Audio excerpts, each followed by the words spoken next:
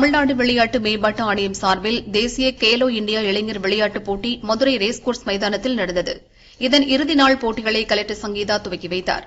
பெண்களுக்கான கோகோ இறுதிப் போட்டியில் 33 புள்ளிகள் பெற்று மகாராஷ்டிரா அணி 6 புள்ளிகள் வித்தியாசத்தில் தங்கம் வென்றது. இரண்டாவதாக வெள்ளிப்பதக்கத்தை ஒடிசா அணியும், மூன்றாவதாக வெண்கலப் பதக்கத்தை டில்லி மற்றும் குஜராத் அணிகள் பெற்றன.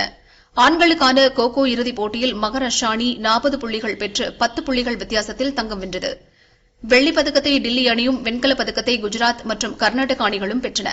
கோகோ இறுதிப் போட்டியில் முதல் 3 இடங்களை பிடித்து வெற்றி பெற்ற அணிகளுக்கு இந்திய கோகோ கூட்டமைப்பு பொதுச் செயலாளர் தியாகி, இந்திய விளையாட்டு ஆணைய உதவி இயக்குநர் சுமேத் தாருடேக்கர் ஆகியோர் பதக்கங்களை வழங்கினர். வெற்றி பெற்ற ஆண்கள் அணிக்கு மதுரை மாநகராட்சி கமிஷனர் மதுபாலன், ஆர்டிஓ சக்திவேல் மற்றும் வெற்றி பெற்ற அணிகளுக்கு கோப்பையை கூடுதல் கலெக்டர் மோனிகா ராணா வழங்கினர். பரிசளிப்பு விழாவில் மதுரை மண்டல முதுநிலை மேலாளர் செந்தில், டிஎஸ்ஓ ராஜா, தேனி, சிவகங்கை, ராமநாதபுரம் மாவட்ட டிஎஸ்ஓக்கள் பங்கேற்றனர்.